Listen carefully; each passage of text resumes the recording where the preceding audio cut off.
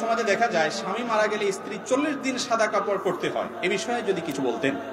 দেখুন, স্বামী স্ত্রীর সম্পর্কটা আল্লাহ পাকের কাছে এত প্রিয়, এত পছন্দনীয় যে কারোর মৃত্যুতে অন্যজনকে শোক পালন করা, সে মৃত্যুতে তার প্রতি সমবেদনা প্রকাশ করার শিক্ষা ইসলাম আমাদেরকে দিয়েছে। এই জন্য কোন নারীর স্বামী যদি মৃত্যুবরণ করে, আল্লাহ রাব্বুল আলামিন কোরআন হাকিমে বলেছেন, ওয়াল্লাযীনা ইয়াতাওয়াফাউনা মিনকুম ওয়া ইয়াযারুনা আযওয়াজা, যারা তোমাদের মধ্য থেকে মৃত্যুবরণ করে এবং তাদের স্ত্রীদের রেখে যায়, তাদের কাজ হলো কি?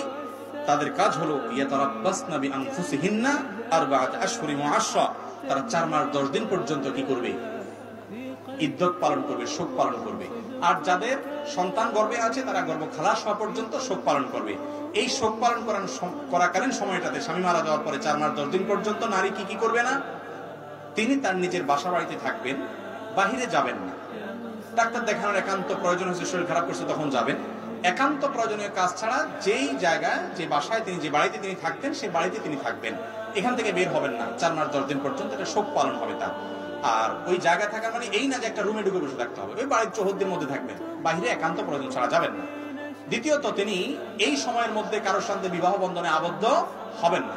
তৃতীয়ত, কারো স্বামী মারা গেলে 4 মাস 10 দিন পর্যন্ত এই শোক পালনের সময়টাতে তিনি সাধারণ যে জীবন চলার তার পদ্ধতি আছে সেটা বাইরে অতিরিক্ত কোনো সাজগোজ করবেন না। বিয়ে শাদীতে গেলে, বেড়াতে গেলে যেটা করতেন এটা করবেন না। যেমন স্বর্ণ গহনা ইত্যাদি, আপনার অলংকার ইত্যাদি ব্যবহার করা এবং আরো বিভিন্ন রকমের যে এক্সট্রা সাজগোজ আছে সেগুলো করবেন না।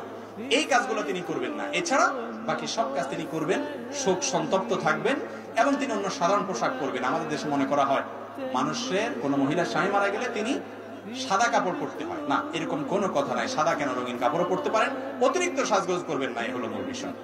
মনে থাকবে তো ইনশাআল্লাহ। আর এটা 40 দিন নয়, বরং 4 মাস 10 দিন।